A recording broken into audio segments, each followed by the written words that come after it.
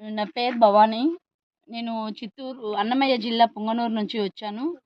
నాకు యాక్చువల్‌గా cow dung products plus waste material ఫ్లవర్స్‌తో సాంబ్రాణి కడ్డీలు, ధూప్ స్టిక్స్, అగరబత్తీలు అవన్నీ చేయడం నేర్చుకోవాలనే ఒక ఇంట్రెస్టు.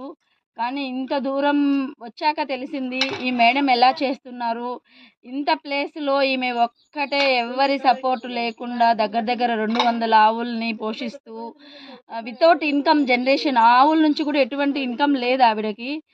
ప్లస్ అందరికీ ఈ 4000 రూపీస్ అనేది మాకు తక్కువ అమౌంట్ అనుకుంటున్నాను నేను. ఎందుకంటే బయట ఎక్కడైనా ఒక వర్క్షాప్ కండక్ట్ చేస్తే ఏదో 5 స్టార్ హోటల్లో పెడతారు, కాస్ట్లీ ఫుడ్ ఇస్తారు, 10,000 అట్లా ఛార్జ్ చేస్తారు. బట్ 4 డేస్ ఇక్కడ ఉన్న మాకు ఆర్గానిక్ ఫుడ్ ఇంట్లో ఉన్నట్లే ఫీలింగ్ కల్పించారు. అండ్ మోర్ ఓవర్ ఆమె ఇంత అంకిత భావంతో ఒంటరిగా పోరాటం చేస్తున్నారు అంటే సంథింగ్ ఈజ్ దేర్.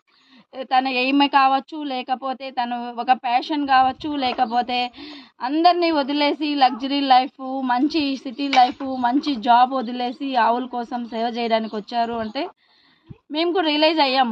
అంటే మనకు అన్నీ ఉన్నా మనం చేసుకోలేకపోతున్నాము ఊర్లలో. మరి ఈవిడ ఎందుకు వచ్చి ఇంత దూరం గోదావరి ఒడ్డున ప్రకృతి మధ్యలో ఉన్నారు అంటే ఓన్లీ కారణం గోసేవ గోసేవ గోసేవ అన్నారు.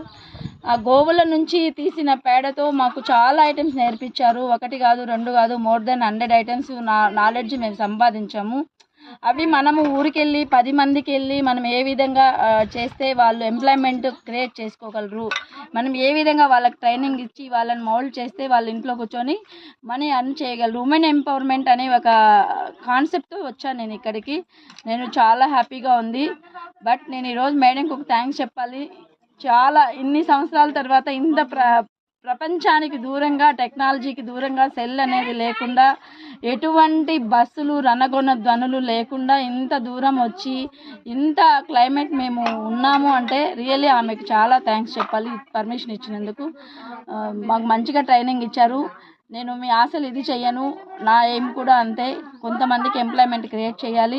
నేను మీలాగా వర్క్షాప్ కండక్ట్ చేసి మా ఏరియాలో నేను ఈ విధంగా మీలాగా కూడా పేరు తెచ్చుకోవాలని అనుకుంటున్నాను. చాలా thank you madam. Thank you.